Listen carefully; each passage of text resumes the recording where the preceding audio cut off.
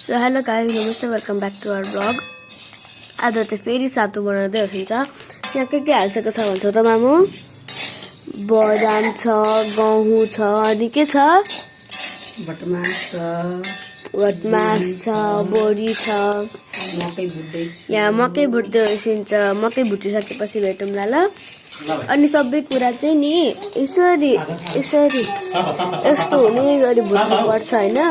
बदाम पनि तपाईँ यस्तो हुने गरी भुट्नु पर्छ। मकै पनि हेर्नुस् त, यस्तो हुने गरी भुट्नु पर्छ के। हेर्नुस् त,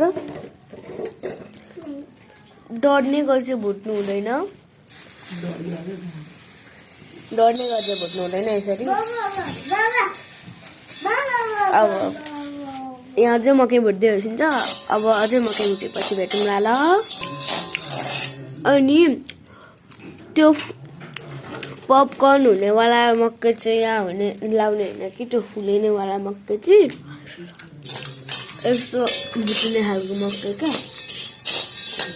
युज गर्ने सबैलाई 10-15 मिनट चाहिँ भुट्नु नै पर्छ।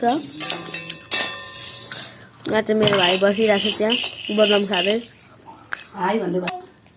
फेरि भन्दै त नमस्ते भन्देऊ।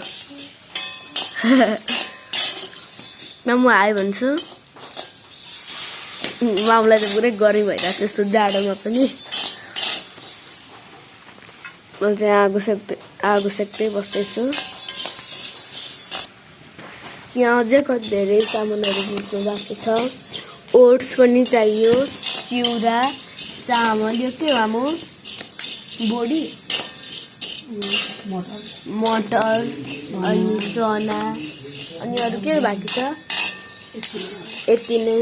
चामल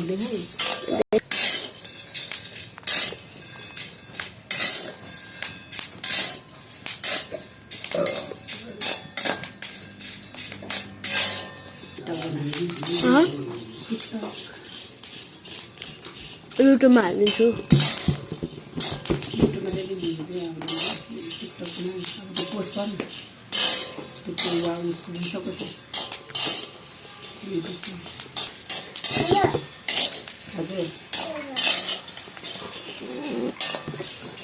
यहाँ हामी दिदीलाई चाहिँ यहाँ आगो सेक्न बसेको छ। यिनीहरू सबै मजाले भुट्नु पर्छ होइन।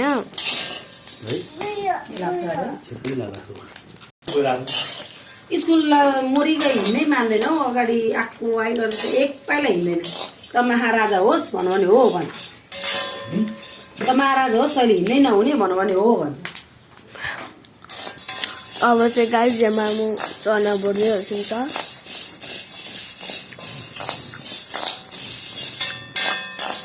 तपाईँ पनि घरमै बनाएर यो सातु ट्राई गर्नु होला।